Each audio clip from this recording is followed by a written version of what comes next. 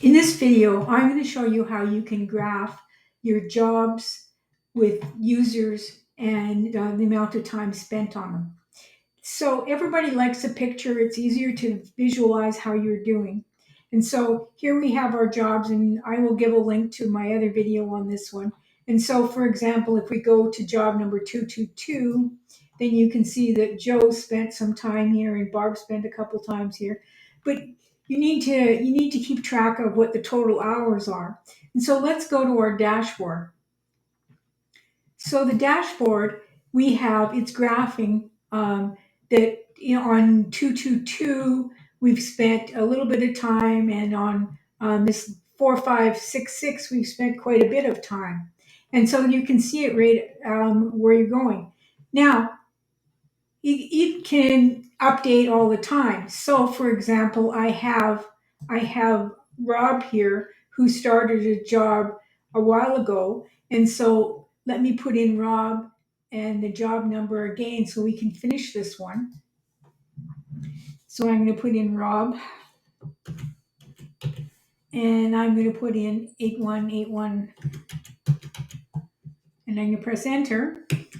And there you have his time. And now we have the job 8181 added on there.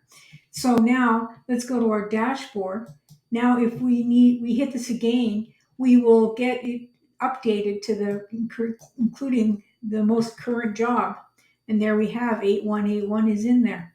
So let me show you how I did this.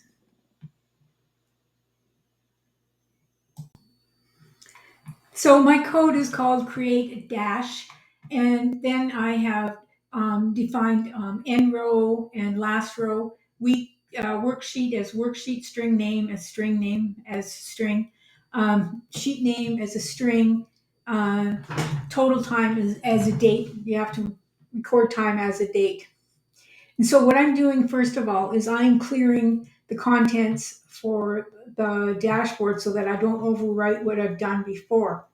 And so now what I'm doing is for each of the worksheets in the workbook, the sheet name equals worksheet name. Now, if string name is tracking or string name is dashboards, then go to the next sheet. And now what you're going to do on sheet 2, which is my dashboard, you're going to go to the last row and you're going to put in the worksheet name. Okay, so when you've got all that done, then you're going to go and you're going to look on each of the worksheets and you're going to find what the total time is there. And then you're going to put it next to the worksheet name. And this is the format of the time in the worksheet.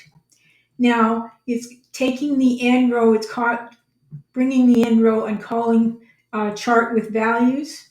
Now, with this, I am declaring a CHRT as chart, SH as worksheet,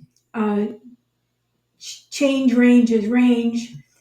So now I'm setting sheet as active worksheets, which is dashboard. I've declared a range here. Now I set the chart equals SH, which is my worksheet. Shapes, add chart. Now this is a big one. Took me a while to figure some of these out. Width and height you declare right here, and then I declare that I want it to be at the top on D2, for the left to be at the left and the top at D2 on the chart. And so then I've declared my chart as column cluster, source data equals A1 and B end row, and plot by XL rows, has title, time spent on jobs, has title true. Jobs is the other character or the other axis. And then the title of the whole thing is time spent on jobs. So I will, of course, include the code in the description of my video. Please subscribe.